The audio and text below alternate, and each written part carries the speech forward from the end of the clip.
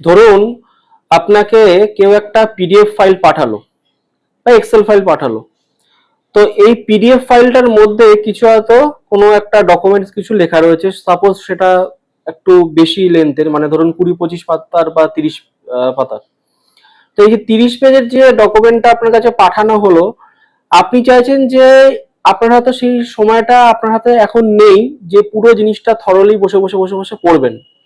তো সেটাকে আপনি কিভাবে এআই এর মাধ্যমে এক্স্যাক্টলি ওই ডকুমেন্টের মধ্যে কি মেন কথাটা বলা রয়েছে, এক্স্যাক্টলি ডকুমেন্টের যে সামারি, কি বক্তব্য ডকুমেন্টের মধ্যে, সেই জিনিসটা আপনি কিভাবে চেক করতে পারবেন এআই এর মাধ্যমে খুব ইজিলি এবং খুব কম সময়ের মধ্যে কিন্তু আপনি চেক করতে পারবেন। তো চলুন সেটাই দেখে নিই যে এরকম যদি কোনো ডকুমেন্ট থাকে যেটা কিনা আপনি সামারি দেখতে চাইছেন খুব তাড়াতাড়ি, তাহলে সেটা আপনি কিভাবে এআই এর মাধ্যমে করতে পারবেন।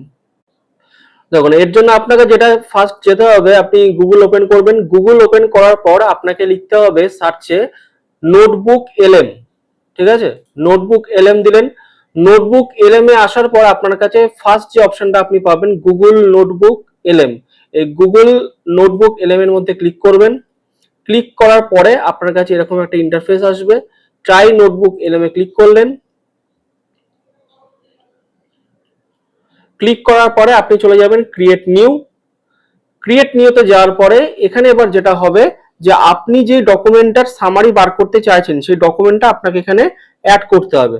তো তার জন্য এখানে দেখুন অপশনস রয়েছে, ঠিক আছে, আপলোড ফাইল বলে অপশন রয়েছে, যে ফাইলটা আপনি অ্যাড করতে চান। তো আমি এখানে আপলোড ফাইলে গেলাম এবং এখানে আমি আপলোড ফাইলে গিয়ে আমি এখান থেকে একটা ফাইল আপলোড করলাম। সাপোজ ধরে নিন আমি এখান থেকে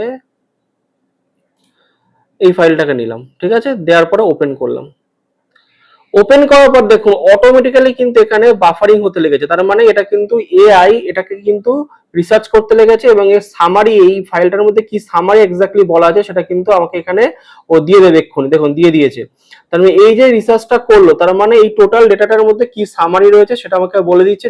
দা provide document is a completed Indian income tax return ITR form, মানে এটা আইটিআর এর একটা আইটিআর 1 এর ফর্ম, 26-27 অ্যাসেসমেন্ট ইয়ার এর পার্সোনাল ডিটেলস থেকে শুরু করে এভরিথিং টোটাল ডিটেলস কিন্তু এখানে বসিয়ে দেওয়া হয়েছে। তা সুতরাং এইভাবে কিন্তু যে কোনো ফাইল আপনারা নোটবুক এলএম ইউজ করে আপডেট মানে আপলোড করলে আপনারা কিন্তু ইজিলি সেই ফাইলটাকে না পড়ে, যদি সেই টাইমটা আপনাদের হাতে না থাকে, তাহলে কিন্তু সেই ফাইলটা ইজিলি সেই ফাইলের মধ্যে কি সামারাইজ যে ডেটাটা রয়েছে, কি বক্তব্য মেনলি ফাইলটার মধ্যে রয়েছে, সেটা কিন্তু ইজিলি এই নোটবুক এলএম এর মাধ্যমে আপনারা খুব ভালোভাবে এবং ইজিলি জানতে পারবেন। এই ধরনের ভিডিও দেখার জন্য অবশ্যই চ্যানেলটাকে সাবস্ক্রাইব করে রাখবেন।